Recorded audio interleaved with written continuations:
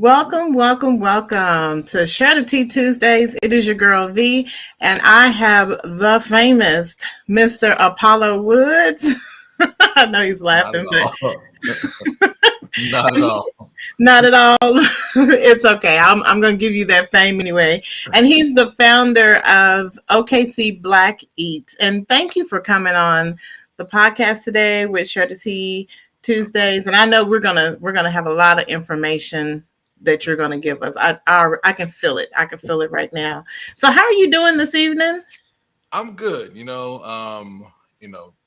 Days are what they are. You working as an entrepreneur, you get used to being in roller coaster rides, and it's just part of it. So there's nothing to really Right. complain about because not everybody's fortunate to really dig deep into their purpose and passion. So even if it's a bad day, hey, I'm blessed. If it's a good day, I'm blessed. So Oh, I know that's right. yeah, Either way, you're blessed. I like either that. way, I'm in the land of the living, as they say in the black church. Right. One more time. One more Right. time. So, Apollo, tell us a little bit about the start of OKC Black Eats. Like, because I know it's been years, but tell us, how did you come up with this vision? I always start off this story with saying I had no plan of being in Oklahoma this long. Oh, okay. So I born and raised in Oklahoma, but I moved to Houston after my sophomore year at the University of Tulsa. Okay. So I was in Houston about 18 years. So it was a different point in my life. I was living near the Galleria. Work was going well. I worked up the ladder to be kind of like the top salesperson in the oil and gas company I was working for, which was the number one oil field services company in the world. Oh, And wow. here's you talk about a guy I don't have an engineering background. I knew how to sell. So um, found out that I was going to be the President's Club winner for the Western Hemisphere. Moved to the Galleria. Shortly after that, the operations manager said he wanted to talk to me. And I was like, there's no way I'm getting fired. Oh, wow. So he would go to this workshop. He's like, hey, he pulled me to the side in this room. And I was like, I'm getting fired because of layoffs. And I was like, I'm getting fired, but I'm number one. He was like, do you want to move to Oklahoma? And I was like, no. He said no. Because it's because for about a year I was flying from Houston to Oklahoma City helping out Hmm. with accounts up here. So it was fine. I mean, I got a chance to be close to my family more often during those trips. I said no, and then but eventually I said yes. And that's how I got back to Oklahoma in 2016 after being gone for that time. So just fast forward. My plan was to only be here for 3 years, was to be Hmm. here 3 years and request a transfer to Johannesburg, South Africa, or back to Houston. Wow. God has a funny humor, um, and I stayed. So the name OKC Black Eats came about. Well, the process of it came about because you live in a place like Houston where there's a high concentration of Black people and Black businesses. You get used to it, and frankly, there I didn't think about Black-owned businesses in Houston because we just did it. It was part of what you did. But when I got to Oklahoma and saw all this growth in Oklahoma City, I was like, after about a couple months, I was like, but where are the Black-owned businesses at? So it became from an interest of me wanting to find and support Black-owned businesses. I did brunch and happy hour in Houston, so I wanted to do it here as to build my own network because again, I was a I was gone from Oklahoma for about 18 years, so my circle and network was all different coming back. So that's how it started. And then in summer of 2017, yeah, summer 2017, middle of the night, woke up. God said, "Okay, see Black Eats," and I was like, "Okay." Y'all Black like the way you Eats. said, okay. Yeah, I was like, "Okay, it's 3 o'clock in the morning. Go back to sleep." And then a Hmm. few months later, I had my first brunch, and then it's grown from just a desire to support Black-owned restaurants in the way I knew to now the mission is bigger than food. where it's not just having a social atmosphere, but talking about the reasons, purpose, intentionality of how powerful food and culture is for us Right. to drive. So it's two things about what our mission is to create awareness for Black-owned restaurants, food trucks, and chefs, and then also to drive direct spending to those Black-owned businesses. So from that, it's evolved, and we've gotten a bunch of different things, and now we're here. So people in the beginning thought we were just a food blog. I was a food blogger, but I'm not. No, no shade to anybody, but we are a marketing consulting company that creates campaigns to benefit Black-owned businesses.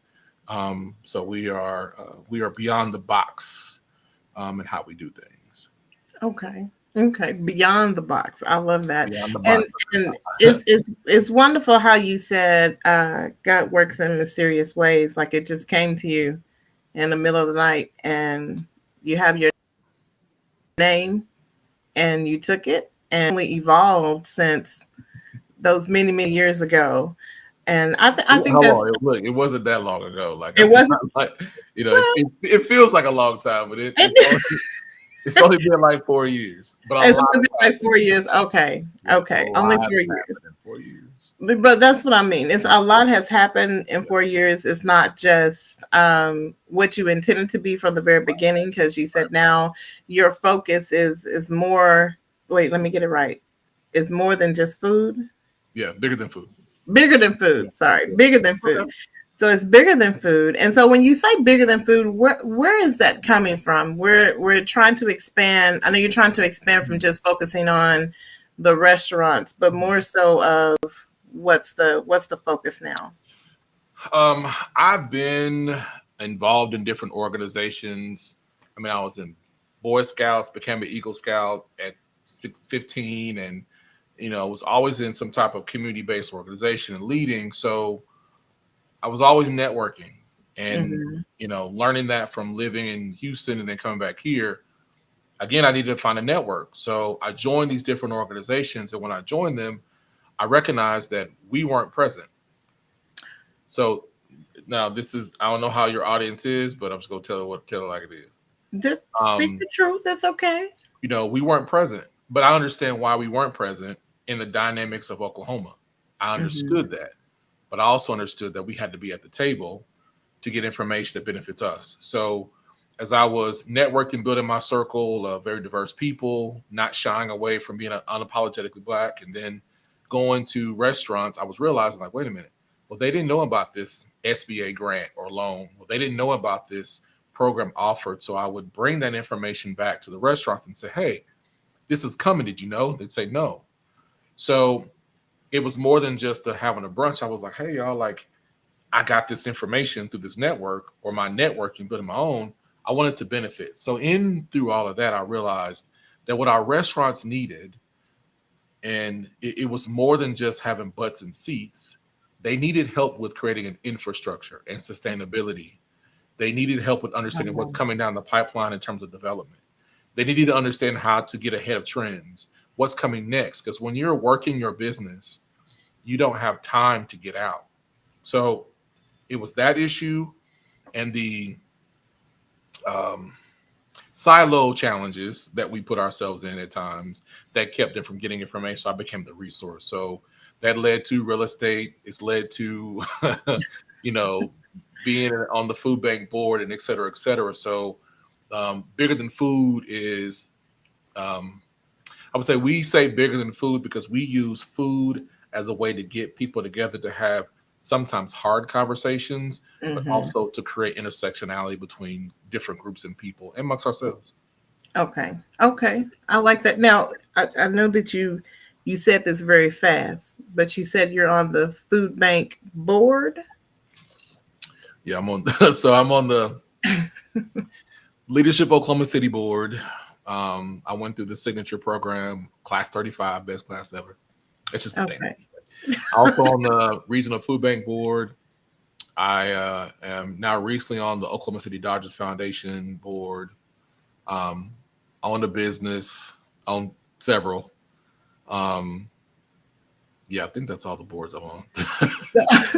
So what I hear that you're doing is you're making sure that there is someone that looks like you on these boards. Yeah, yeah. And Okay. my intention is that even when I'm there and I decide to move on, I Mm-hmm. want to stay until somebody else that looks like me fills my spot.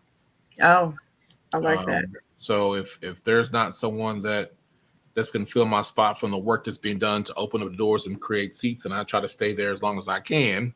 Mm-hmm. But when it's time to go, it's time to go.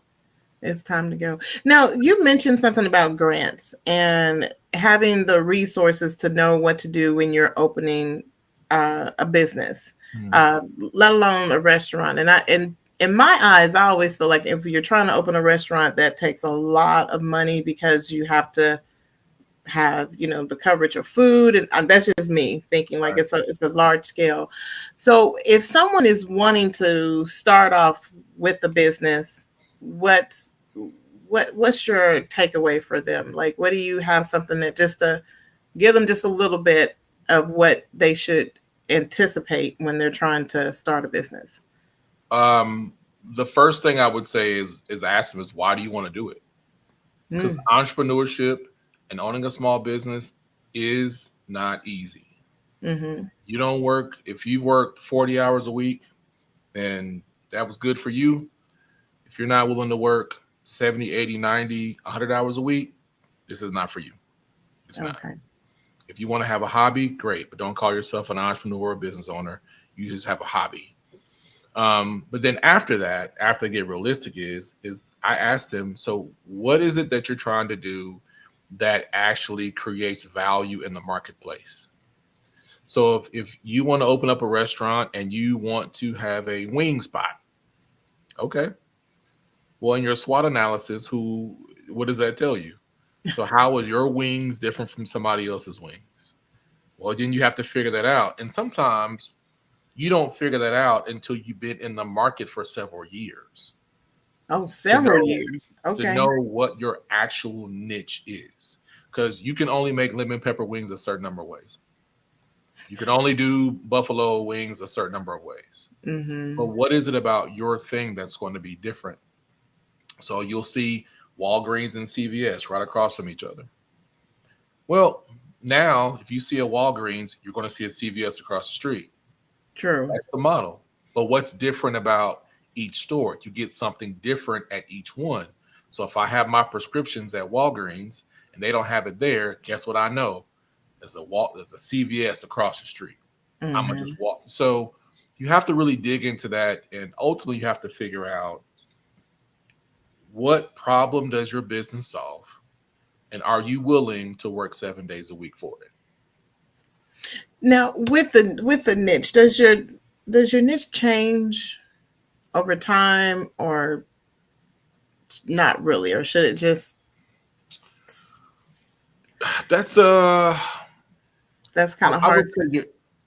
if you found a niche, if you truly feel like what you are doing is a unique solution to the marketplace, Mm-hmm. you're in that niche. Now, your processes might change, but your niche doesn't change if you're committed to it. Some people give up too soon, and some Mm-hmm. people thought they had a niche, but it really wasn't because there's something there's something like something else. There's nothing new under the sun. But in the market that you're in like Oklahoma, let's say Oklahoma City, in Oklahoma City, what is missing from the restaurant space? What's missing from engineering?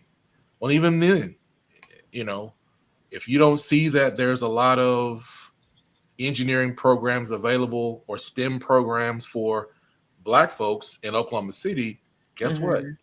Else is doing it, and you have the desire to learn and do, then go do that. But just know it's going to take time.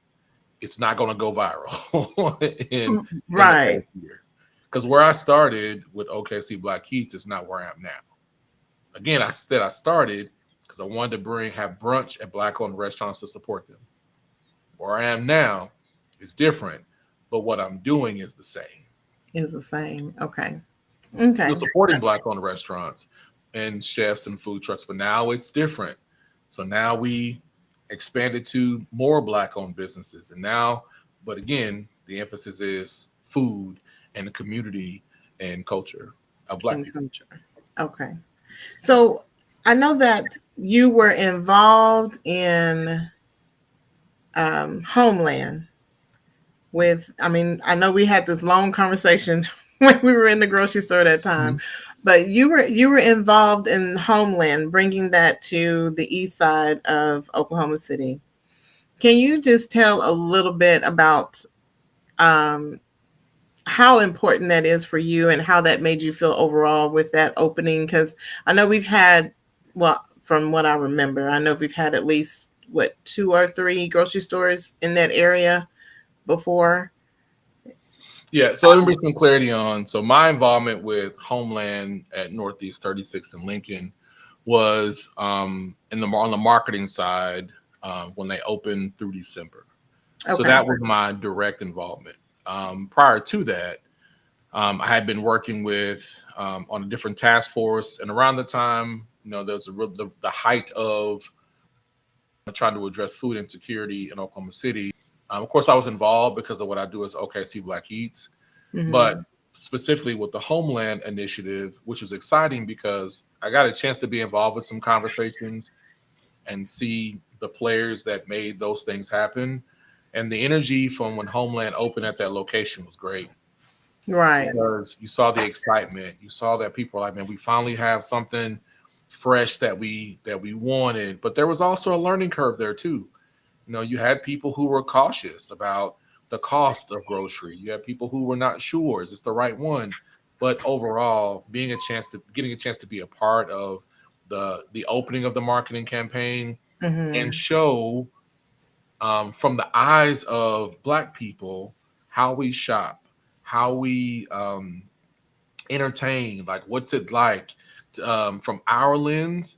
It was that was my part. So they had the first Sundays event. I was doing marketing for that. So for me, it's always exciting to capture those moments where, like, when you see two people talking in the aisle, Hmm. like when you see, two sisters who were probably like, your grandmother's age talking and reading the labels.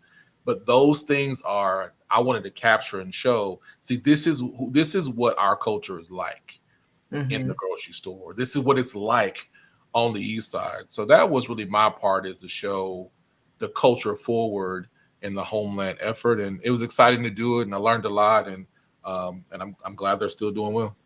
Yes, yes. They are now. Are they still having the first Sunday community? Yeah, I think this month was the last one. I think. Okay, Yeah, okay. So yeah, I know it was changing up, and I was trying to keep up with them. But I yeah. thought it was really neat that there were, I don't want to say vendors, but Mhm, there were vendors or businesses that were there, mhm. and then also like some organizations just to give out Yeah, health information or about anything that's benefiting the community. So I really thought that was neat too. yeah. I mean, they emphasize Homeland did a great job of emphasizing community. Hmm. So having community agencies, and then my good friend DJ D Chappelle was DJing and playing some of the famous Black family reunion songs and Right. creating an atmosphere. And the city of Oklahoma City was there because they're hiring. They had job opportunities, and you had other made in Oklahoma vendors there. So it was a great family oriented community day there, which I'm sure they're going to continue on doing it. And there's definitely some more things to come, I'm hoping. Definitely, definitely.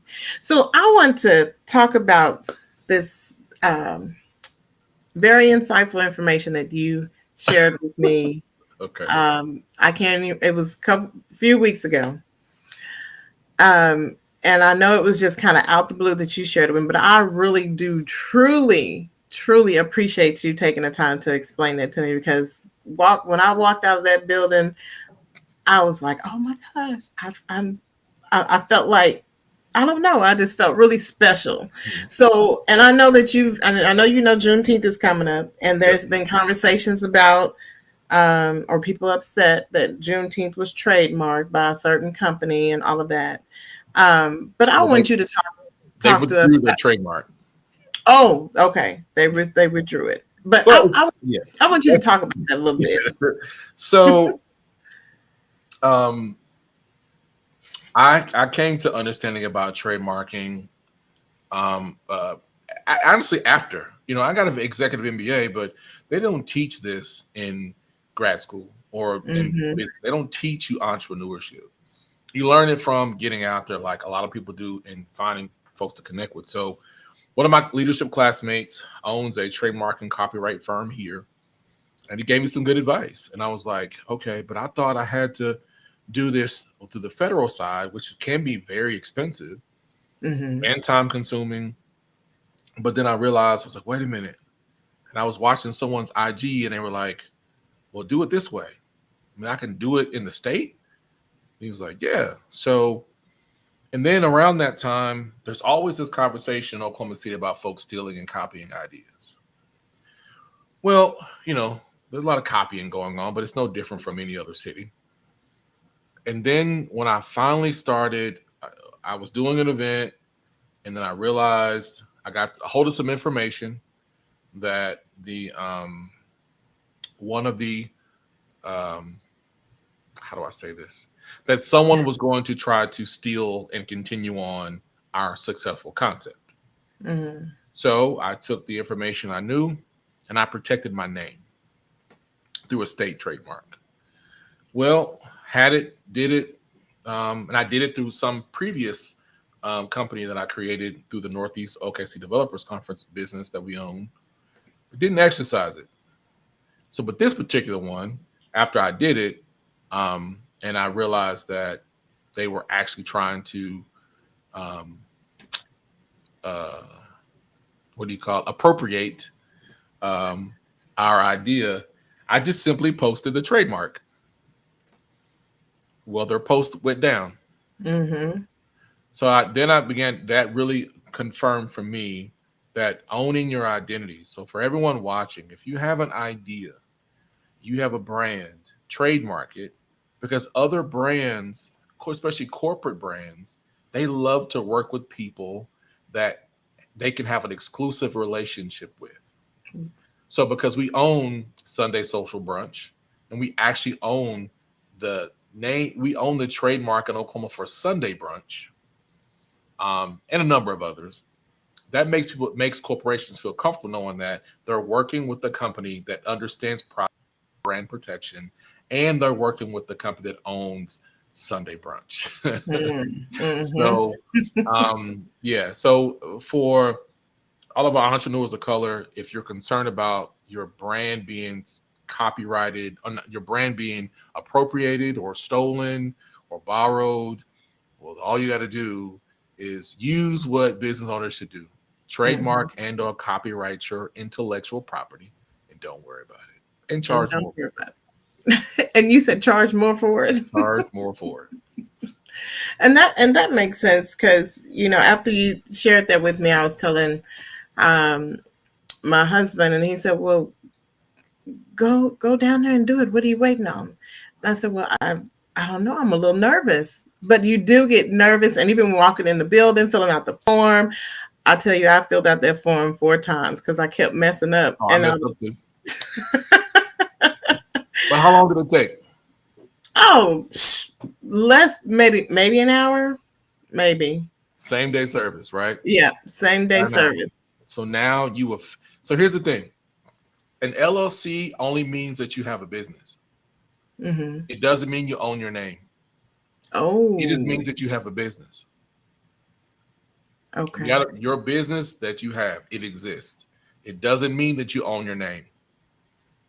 Wow. So when you own your business with your LLC or your business structure, and then you trademark your business name, that means that business exists, but the name of it belongs to whoever the registered agent is.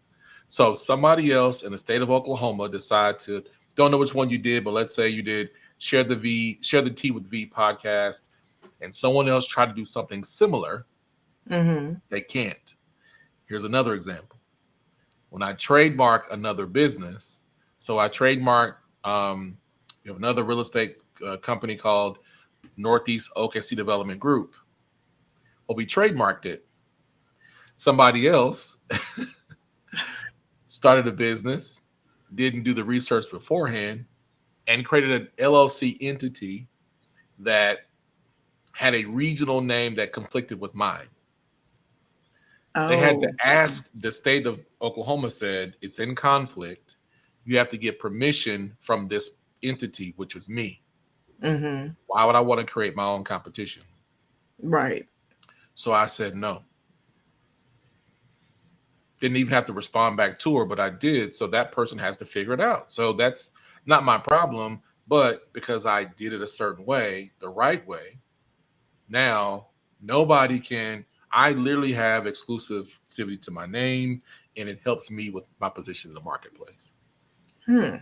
Okay. So now I didn't know that if you have the LLC, you said it just means that you have the business, but you're not owning it. So is it important to trademark it first before you do the LLC, or just to make Well, you sure you want to have get the it? name, so you at least at least get the DBA because you don't always have to LLC everything. So you Okay. at least want to register the entity in the state. So whatever the entity is, register that. So if someone tried to register a similar business, the state of Oklahoma or your state will say you can't use that name because that business entity is currently registered and active. That's one Okay. step. But someone could, if they wanted to, Mm, trademark your name if they felt like you were doing well. Someone could be malicious, but that's why you protect your business entity and you own your name. okay. Okay. Two-step process, and that whole process costs you at least $175, Yep. Literally. and you can get all that stuff back the same day. Right, right. It was quite easy. It Mhm. was quite easy. I must admit. But it's I appreciate you taking the time to explain that. Because at times it can be confusing if people feel like they have to be incorporated or if they should have an LLC or even the trademark or the registered trademark. So thank you for Here's a buddy of mine. That's how he uses DBAs. So he lives in Texas. So he uh would have so the competition for parties is pretty fierce in Houston. So he would DBA the names of his parties. oh, okay. So you so can't use so he had official rights and leverage for every party that he did because he had great events and he hmm DBA'd them all. Wow. Protecting the name, like you said. Protect your name. Oh my goodness. So let's hop over to this wonderful news that you shared. What was it? 2 weeks ago? I can't keep my timeline right. But you shared some wonderful news on your website and your social media about your partnership with Pepsi. Are you able to talk about that a little bit? Yeah, sure. Okay. So how did well I don't know how that happened, but Pepsi is a big deal. That's why I say the famous Apollo. I'm gonna have to make sure I get your autograph too. Nah. But that's a really that's I mean to me that's a really big accomplishment. Yeah, that Pepsi, I would say, is my first major partnership deal, and and this is how it happened. Um, so the director here is friends with my friend in Houston. So my friend got married to a guy, and that guy and the guy here are frat brothers. Ah, So the guy here that works for Pepsi was introduced to me through my friend in Houston. okay. So we met, we talked, and of course we had um, he's black, and of course I am, and so we started talking, and we had similar interests of what Pepsi wanted to do.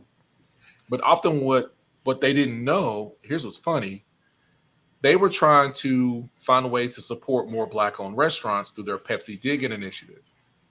So they had a list of restaurants. Well, Hmm.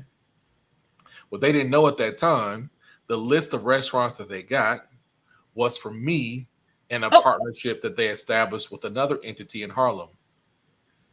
So my company worked with this other brand, and we were the first event on their app.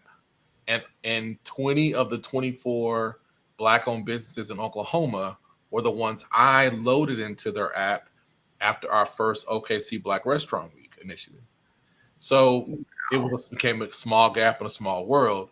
So of course, then figuring out where we align very well, then it Mm-hmm. became more conversations, more clarity on what it looks like in Oklahoma, and then probably shortly after, we made it official, and we are partners for the first year, and we'll see how we renew it. But remember, like I said in the beginning, this was on relationship.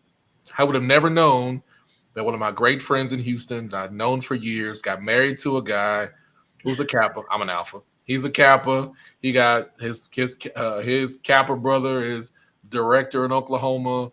They got us connected. Next thing you know, we're doing business together. Doing business together. But it's all about those relationships and networking. Always. Networking is really, really important. I tell it to everybody because people always say you always talking, and every time you go somewhere you meet somebody or you Mhm. get to know them. But I'm like, that's the only way that you'll get information or resources, because you Absolutely. never know how that person can help you Yep. Yep. along the way. You I just mean, that's everything is about relationships. I mean, we were designed to be in community with each other. hmm So what I do is supposed to help benefit somebody else in my community. It's not supposed to benefit just me. And it's like the nature of farming. As a farmer, you know, right. they plant, they sow, they harvest. There's some of it they keep, some of it they sell, and some of it they give away. And they practice that with each other. So it's the same concept. So as you are moving along and creating value, building relationships is what will open doors when your credentials won't do it. I can say for a fact, if I wasn't networking involved in Leadership Oklahoma City when I first moved here, and if I didn't get involved in 2016, 2017, I would not have the relationships that I have because I didn't know anybody. And those Right. relationships that sustained me when COVID happened and things were shut down. And my business at that time was heavily driven on restaurants. Restaurants hmm were closing, but luckily I had some great relationships. Well, that's what I was going to bring up next. In the midst of this pandemic, a lot of things have changed. Mhm. People have started new businesses, but some people have also had to close their businesses, and I think I mean that's a struggle. Mhm. As far as like savings, do you feel like there's a certain amount that you should have when you're trying to start a business, or should you just start applying for grants and go from there? Um, That's a loaded question. well, I think the real question that an entrepreneur needs to ask themselves is, do you have a business model that generates revenue? Oh, okay. So you can save all the money in the world, but if you don't know how to generate revenue, you're going to burn through that money. You're gonna burn it, right? Okay. So people say, "Oh, I got to have a business plan, or I have a business plan." Well, a business plan is good for you when to go to a bank or you need an investor. But do you have something that people want to buy? Do you Hmm. have a service that people will buy?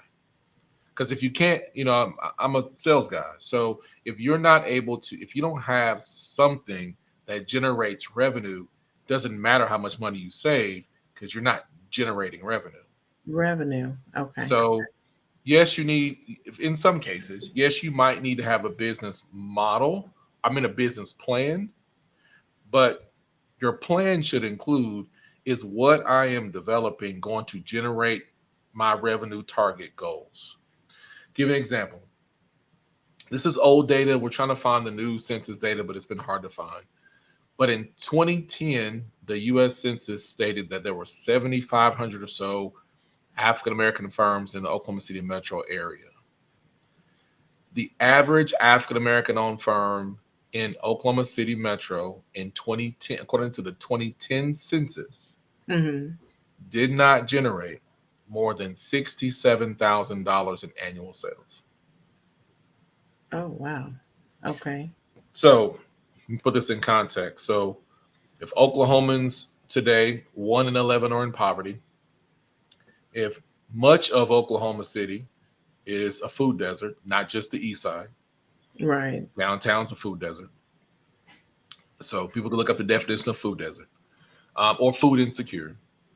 So, if so, we have business owners that own businesses that live in poverty um, in this metro area that are African American owned firms. We are the third highest revenue generating minority group. No, yeah, we're the third. We're the third. Okay. Um, Hispanic, Asian, than us. So it's not that we don't have products that people want to buy.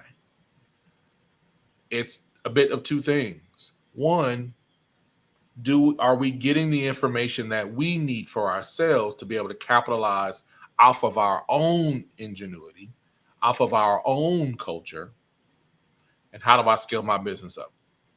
Because in the pandemic, what we noticed is that our Black-owned businesses could not close their doors. Because if they close their doors, that might mean they may not ever open again. Again, right.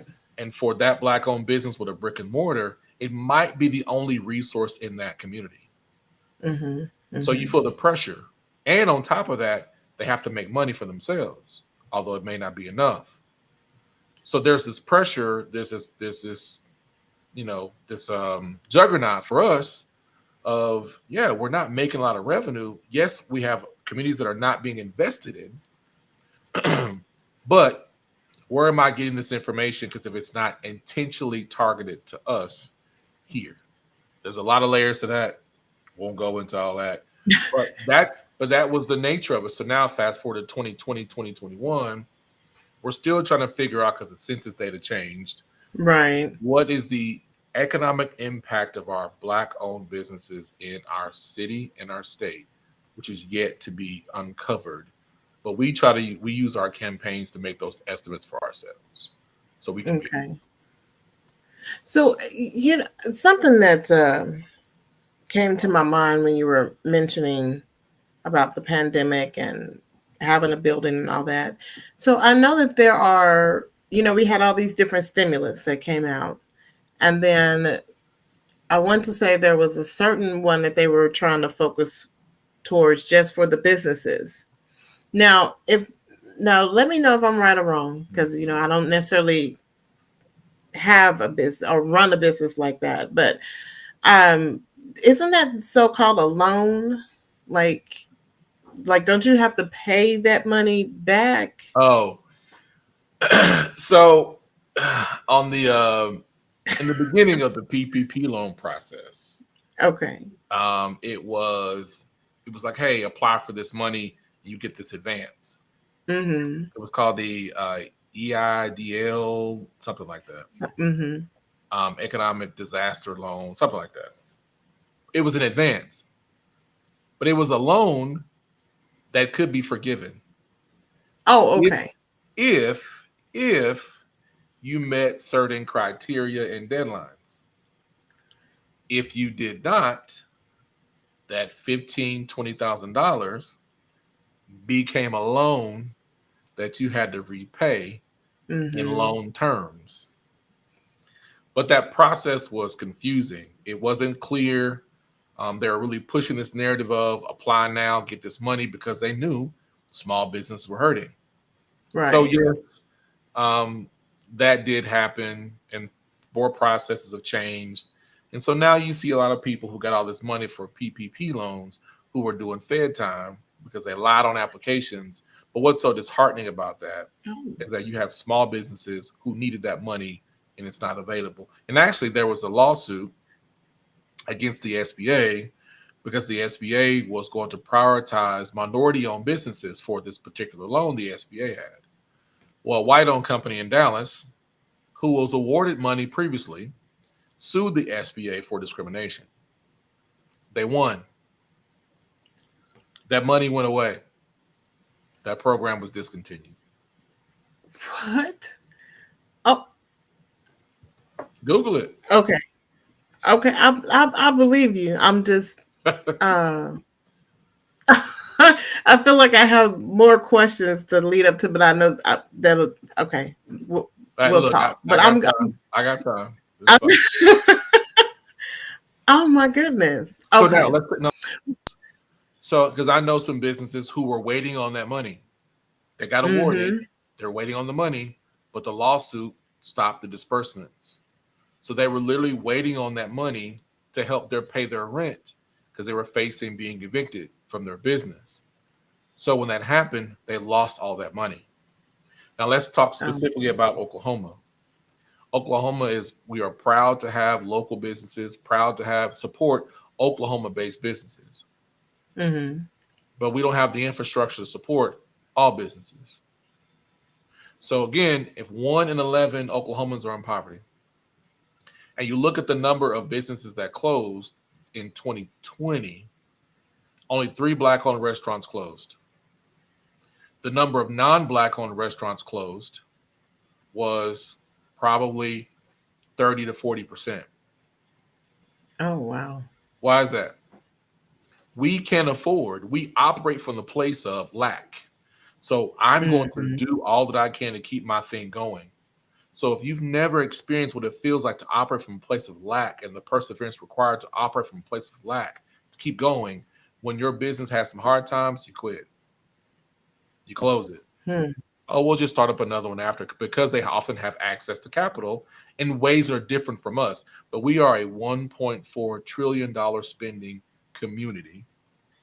We need to allocate that What, spending to us. So if say, 10%, say that one number one more time. African Americans are a $1.4 trillion spending community in the United States of America. Oh my goodness. If 10% Hmm. of that money was allocated to spending, directly spending to Black owned businesses, we could create 10 million jobs. Wow. So when we advocate for Black owned businesses and spending intentionally, it's because we spend a lot. But Right. why? You can Google how to sell to a Negro on YouTube. The Department of Commerce, the Federal Department of Commerce, created a video on how to sell to Black people. It was an entire initiative that targeted because they knew the spending habits of Black people and how to get them to spend more. That's been the target Hmm. for 40 to 50 years in that campaign. What's showing today, we are spending more, but our net value per household by 2050 will likely be zero. That's what they're forecasting. Zero? Zero. Oh my goodness. Okay. How to sell to a Negro on YouTube. Mm-hmm. You'll see it. Oh, okay. So when you All look at right. Black Friday campaigns, when you look at the culture of Sunday brunch, because our brunch is different from other people. Mm-hmm. When you look at Juneteenth, when you look at, it's a federal holiday, so it's going to be a cash cow for anyway. You look at the Hispanic Right. community. I mean, Taco Tuesday and Cinco de Mayo is heavily appropriated, and that's Mm-hmm. not even a federal holiday. So we know that. Then we need to say to ourselves that stop blaming and pointing other directions and say, we spend a lot of money.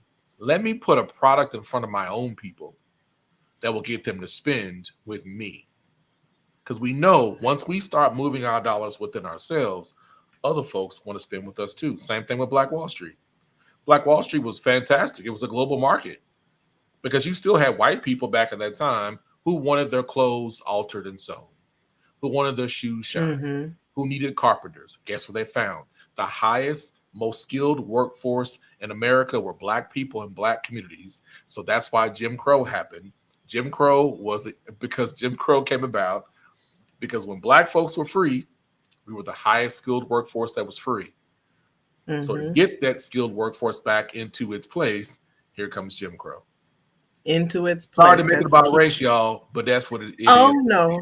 No, no, no. There's you don't even have to apologize. It's good for them to know the history. I mean, if you don't know the history, I just feel like you're walking like a mummy or like you really don't know what's going on because you're just trying to exist.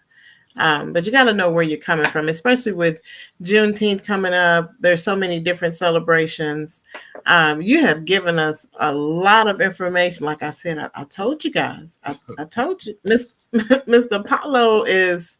You guys remember the show Showtime at the Apollo? That's what I think when I always talk to Mr. Apollo because it's always lots of knowledge that you're going to receive. I tell people they cannot rub my head for good luck. That will cause a problem. Well, no, we're not gonna rub your People actually try it. Oh, okay. Well, People I'm actually not recommending that. Just speaking to you is definitely luck in itself. You know, your wealth of knowledge to be able to help the community try it. and to definitely give back. So, with Juneteenth coming up, do you have some events planned? Yes, so we have we're doing an event called Live Happy Hour at the Bricktown Ballpark in the suite level in the ballpark. So that is a happy hour that has been presented by Pepsi with us and our Okay. sponsor, Crow and Dunleavy Law Firm. So we're going to be featuring 9 black-owned wine and spirits brands. So we have a open bar VIP for $25. So you'll get drink tickets to enjoy black-owned wine and spirits brands. Snoop Oh, Dogg, Mariah Carey, Vanessa House Beer. Nick White is one of the owners over at the beer at Vanessa House Beer. Charles Woodson has a wine. I say, and there's a couple other ones that I hadn't tried yet. Um, but be able to taste those and network and have a great time. DJ D Chappelle is DJing. And for those who want to watch the game on Thursday, yes, we're showing the NBA Finals Game 6 on the screens.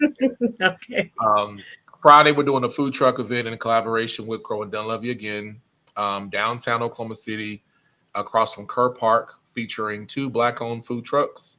Hank's Cool Cooking, or known as Hank's Turkey Legs, with some of the best turkey legs and lamb chops that you'll ever taste.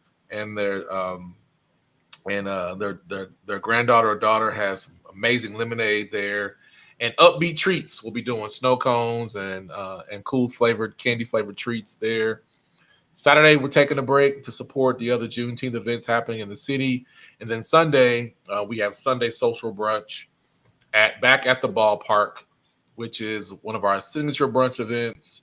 Brunch buffet, DJ, live music by my cousin Jeremy Jackson and his band for Father's Day, for Juneteenth and Father's Day. So all these events are on our website at okcblackeats.com under the events tab. So yeah, come out and support. We'll definitely have a good time, and it is open to everybody. It's because I produce black led and cultured events does not mean it's exclusive. I wanted to put that out there because people ask me all the time, can other non-black folks come to our events? Yes. Of course. Yes, of Yeah. course. So your website is OKC Black Eats .com. and then .com, and Yep. then of course your social media, are they the same as well? Yep. It's all OKC Black Eats. We also own the Shop Black Oklahoma brand as well. So if you're looking for more black owned businesses, Shop operate a Black. business. Okay. So we own Shop Black Oklahoma, and that came out of I was getting a lot of people asking me about other black owned businesses. So of course we created that, and we own the name and the brand for that too. So it's an online directory. So if you have a black owned business, or you know someone that has a black owned business, you can register that black owned business, black owned and operated business for free on the directory. So far we have over 1,400 black Wow. businesses identified as black owned on the website across the state of Oklahoma. So we're trying to make some good progress. Our goal is to get to 6,000 because we know there are more. But Mm-hmm. we'll get there. We'll get to 6,000. Okay. Well, that's not bad. I like that. Now, is Shop Black Oklahoma, is that the website for that too? .com? Yeah, shopblackoklahoma.com. Okay. Make sure I'm writing this down. Okay. So you guys have heard a lot from Mr. Apollo, and I hope that you go and follow him. Trust me, he has twice well quadruple more followers than I do. We're still But small. We're still growing. right, that's true. But make sure you go and follow him on his website, his social media. Reach out, especially if you have any questions. He will definitely be able to answer your questions. And trust me, if he doesn't know the answer, he's going to research and find the answer Let me for put a you. little disclaimer on that. Okay. I try to answer as many questions as I can. But if people want to dig a bit deeper and brainstorm, we definitely do coaching and one-on-one coaching if they would like to do that. But I put out a lot of free information online But if they want to dig deeper, I definitely would enjoy that. But we would do it on a coaching capacity. But I try to give away as much free information as I can to help people. It's best. Right. But and what he's telling you is that all information is not going to be free. So you're going to have to make sure you support his small business. He's running a business just like everybody else. Yep. Sure. Of my friend, she's a co-host with me sometimes, Jakia. She mentioned something to me last week. She said, when you're starting a business, you have to make sure that you don't try to always give away things free. Because if you give things free all the time, then you're never really making a profit for yourself. And she was speaking to me because I told her I was trying to do this, and I said, "Oh, I'm just going to give." She's like, no, stop giving away stuff. Well, okay, so there's a balance that you have to learn. Right. If you think about wealthy people, they give away stuff all the time. Mm-hmm. So if you want to get more, you have to give more. And ways that you get more is that you give people information that then you then grab their attention, and now you convert them into a customer. It's like lead generation, but you have to decide what things you want to give away and what things are part of your core services that require payment. And when you're clear about these are my paid services, you don't have a problem giving away free information, giving away the game, because the game it's not a secret. So, but you do have to stay firm on these are my revenue generating solutions and services. These I cannot give away. All the rest of this stuff, hey, giving it away. So then you become a trusted resource. Okay. There's a balance. There is a balance. I think sometimes we just give away things that we should be charging for and not separating the free from the paid. Oh my goodness. Okay. I was going to say, did you want to end on something? But I think that right there, would probably do it. If you have not learned something within this last 45 or 50 minutes of this podcast, I'm gonna need you to go back and repeat it and listen to it again. Put it on repeat. You know what? I'll end with this. I think everybody has something in them that they were created to do. Mm-hmm. And if you know in your heart of heart there's something that you are supposed to do it. But you're going to have to do this journey not looking for affirmation from your friends and your family. Because in the beginning, they won't understand it because it's yours to do. But eventually, they'll recognize what you did, and they will become the supporters and people that you want them to be, because they don't understand the transformation you're going through to get to the person that you're wanting to be. So if you have a dream, an ambition, just know that's something for you to work, something for you to do, live on purpose, live with commitment, and I promise you, you will live a more fulfilled life by just doing that. Because the people that you're going to need to start off are going to be people that you didn't know you needed or didn't even know at all. And let your friends and family be friends and family. Don't have no more expectation for them to be other than they're your friends and your family. Go find paying customers. Okay. Well, thank you. I like that. Thank you, Apollo. So thank you again for joining us on Share the Tea Tuesdays.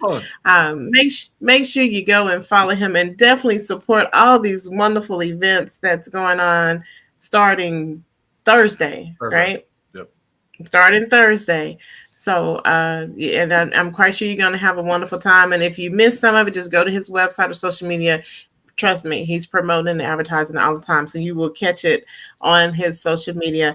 And thank you again, Apollo. I appreciate it. I encourage everyone to make sure that you follow me on my social media at Share the Tea with V. I am on all social media platforms. And then for the podcast, it's on all podcasts and also my social medias as well. And you can follow me on YouTube if you're missing some of this. I'm still learning how to do this CTA. Trust me, I'm working on it because I forget, and I'll be like, all right, have a good day, bye.